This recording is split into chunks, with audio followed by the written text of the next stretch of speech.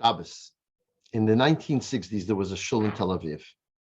One of the congregants of that shul was an elderly Holocaust survivor who supported himself by being what we call a balagola. He had a horse and buggy, and when he would carry loads from one part of the town to another, and that's how he supported himself. One day, unfortunately, his horse died. He had no insurance, and he was not able to do anything to support himself. At that age, it was very difficult for him to get another job, and he had no education that would enable him to have any other job. So he's sitting at home alone for 2-3 weeks, looking for something to do, a way to support himself. And nothing comes up. So in his frustration, in his sadness, he decided he's going to protest. How did he protest? So when he went to shul, he in davening, when we pray in shul, there are parts of the davening where we stand and parts where we sit. He decided he's not going to stand at those sections that you're meant to stand. He remained sitting. As he's sitting there, that guy next to him goes to him. It's a point of the prayer where we don't speak. So he says, "Nu, nu, nu," and he just sits there. The second guy gets angry. "Nu, nu, nu, nu," but he just sits there. The third guy actually gives him a tap on the shoulder and saying, "Come on, get up," and he's sitting. After the service, they come to him, they start screaming at him. "Don't you know what's going on? You know you meant to stand." He says, "Listen, I've been sitting at home for 3 weeks without work. Have you guys worried about that? Did you make sure I have how to support myself? You're only worried about in shul if I'm sitting or standing during the parts of the service?" In the 9th plague in Egypt, plague of darkness, the Torah says, the term leikamu leiro ishas achiv. One man did not see his brother. Leikamu ish mitachtav, and one man was not able to get up from his place. So the first phrase, that you didn't see your brother, that's obvious. Of course you don't see your brother. You can't even see your finger if it's really dark. Your own finger. So you're not going to see someone else. So why does the Torah tell us that phrase? So Rishon Meir Lau gives a beautiful explanation. He says, what does it mean that you didn't see your brother? It's that this was not only a physical plague, this was a moral condition that the Egyptians were in. A person did not see what was happening in someone else's life. He did not see his brother.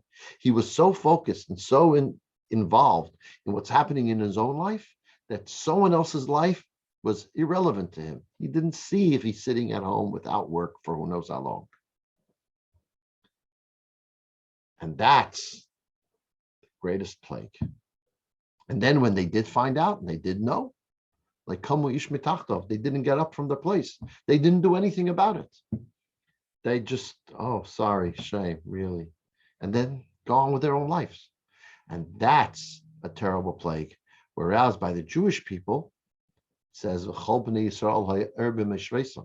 that for the Jewish people, there was a light in their entire life. We're living through a time when there's a lot of change, a lot of difficulty, a lot of hardship. People are suffering. We here in Chabad House are supporting on a weekly basis with our Helping Hands program, 30 families who, with meals and with food. And we have great volunteers who help out as well. And it's something that if you know of someone in the community that might need help, please call us. We'd be happy to bring them a meal, or they can come and pick it up if they're so inclined, or we can do so in a way that keeps their dignity intact as well and just delivers it to their home. But don't remain ignorant. Now, you might not know. You might not know something's happening to someone else. Well, then find out.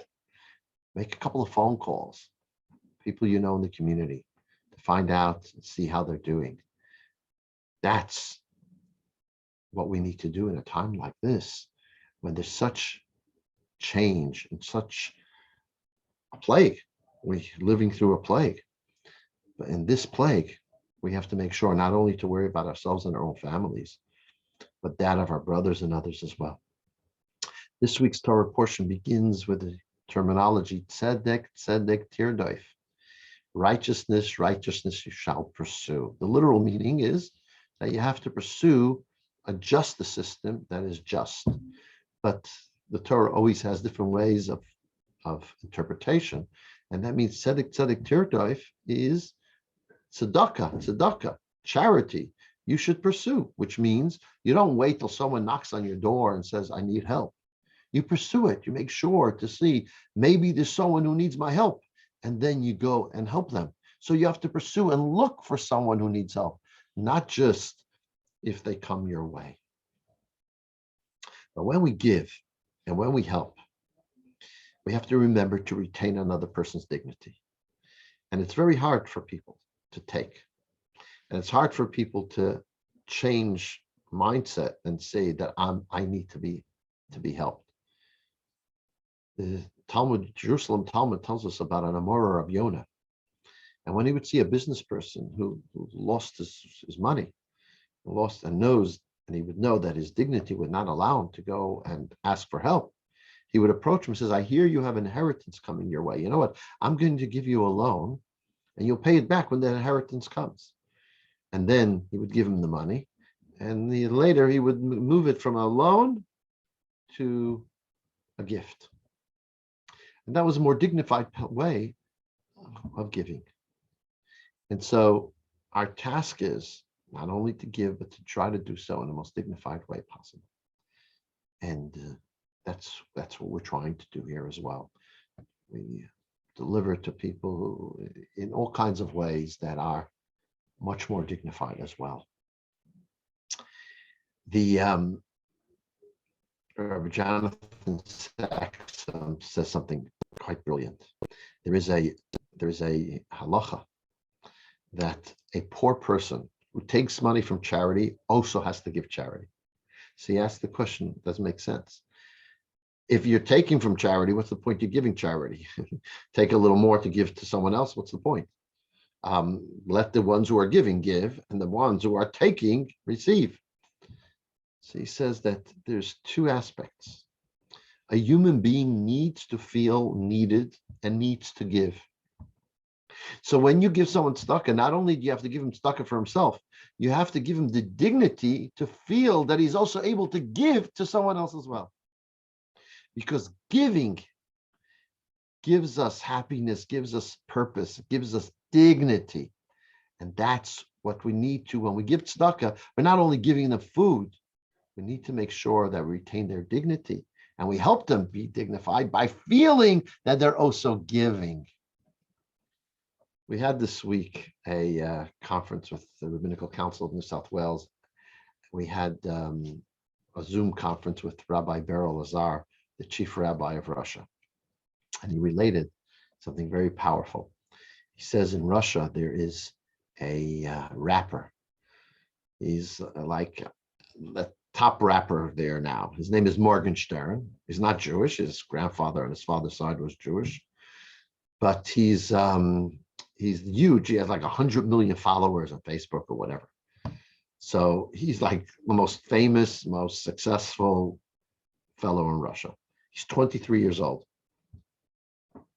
One day he gets a call from him. So this rapper calls the rabbi and says he wants to come see him.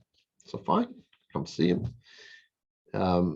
And he's there with him. He says, look, I have everything. I have money, I have fame, but I feel I want to end my life. Tell me something. Why shouldn't I do so? And the rabbi says to him, indeed, if your life is all about getting more money and more fame, then you're not going to be happy. So you might as well end it. But if you really want to have a meaningful life and a purposeful life, use your fame and use your money for the sake of doing good for others. And he gave him a book that they translated into Russian, 365 Meditations, Bringing Heaven Down to Earth by Rabbi Tzvi Freeman. It's tidbits of wisdom from the Rebbe. And he took the book and he loved it. And he's speaking about it. And it's now famous in Russia. It's actually a bestseller now in Russian, this 365 meditations, because he goes on television shows and on his social media to plug this book and speaks about the Rebbe, as it's his insights in this book to give meaning and purpose. And he's also started to help children who are sick and in hospital. He's gone a whole campaign of helping sick children. And that's given him meaning and purpose in his life. So when we want meaning and purpose in our life in a time of uncertainty and change, our best way is to go out of our way to help another, and to do so by not only helping them with what they physically need, helping them what they spiritually need, and helping them retain everything, including their dignity. So go out, practically speaking, make a list of people you know from shul, from elsewhere, and call a few people every day and just ask them how they're doing. And maybe you'll find out that some of them might need some help, and you'll be able to be in a position to help them. Because the worst plague is you do not see what is going on in someone else's life. Good Shabbos.